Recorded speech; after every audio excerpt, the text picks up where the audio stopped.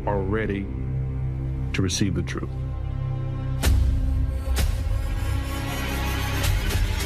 Humanity is not the only intelligence in the universe. Humanity is not the only intelligent species. We are absolutely not alone. Non-human intelligence exists. UAPs are real, they're here, and they're not human.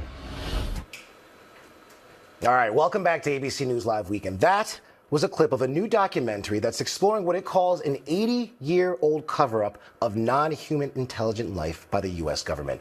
In the age of disclosure, director Dan Farris shares his 3-year journey making the film in secret and gaining unprecedented access and bipartisan support at the highest levels of the American government. It features testimony from 34 government, military, and intelligence community officials, and the film says there are profound stakes for the future of humanity. And joining us now in studios, Dan Farris, director and producer of the new doc. Dan, listen, as a fellow Jersey boy, I'm pumped that you're here in person and we get to talk about this. Thank you so much. Now, we were just talking about this. I mean, you've produced massive films. Ready Player One, one of my favorite films, The Phenomenon, but this is your directorial debut. So what made you decide to take on this subject matter for the first time of you stepping behind the camera? Well, my childhood was the 80s and early 90s, and I grew up on movies like Close Encounters and E.T. and TV shows like X-Files that just made me curious about this topic, curious about these big questions like, are we alone in the universe? Does the U.S. government know more about this topic than the public? And so this is something that's always interested me my whole life. I've watched every book, I've watched every doc, I've read every book on the topic, and I always wished that there was a documentary that only interviewed people who have direct knowledge of this issue as a result of their work for the U.S. government, and to set the bar there at a very credible, unprecedented level. That film never existed. So when I produced Ready Player One and I found myself on set with Steven Spielberg, the greatest filmmaker of all time, a guy whose work had inspired me on this topic, it got me thinking and getting inspired to want to direct something myself. And when I thought about what that should be, I thought, what better than the movie I wish existed? A documentary that it pursued the truth by truly only interviewing people who have direct knowledge of it. And that's what this movie is. And the result is really profound because I got all these very senior members of the military, government intelligence community to break their silence in an unprecedented way and reveal this massive cover-up of non-human intelligent life and what's at stake for us. And that's what I want to get to, because you talk to people that the regular everyday guy has no access to, the highest people in government. So, just from talking to all these people and obviously the subject matter at hand, what was the most surprising thing that you uncovered?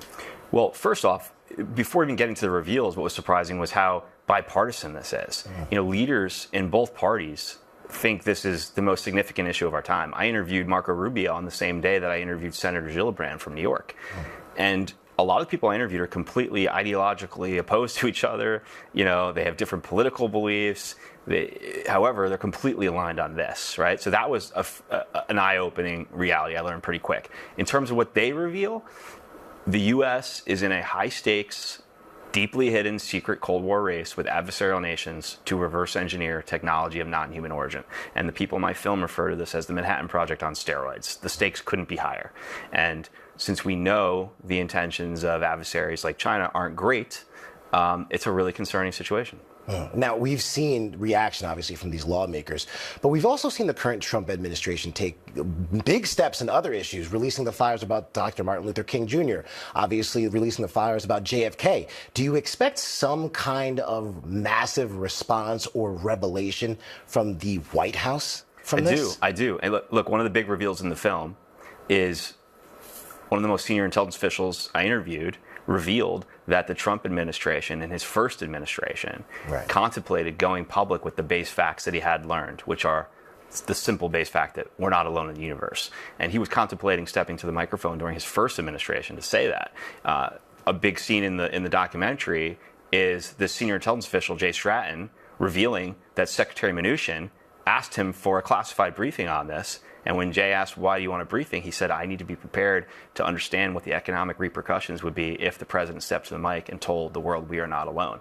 And so that was something contemplated years ago. I think following the release of this movie, the president will have a much more comfortable set of circumstances to do that, to step to the mic and tell the world we're not alone. I think this film sets the stage for him to be the leader that steps to the microphone and tells us definitively humanity is not alone in the universe and that the U.S. intends to lead the way. Wow, fascinating stuff. Dan Farris, I cannot thank you enough. Please come back soon.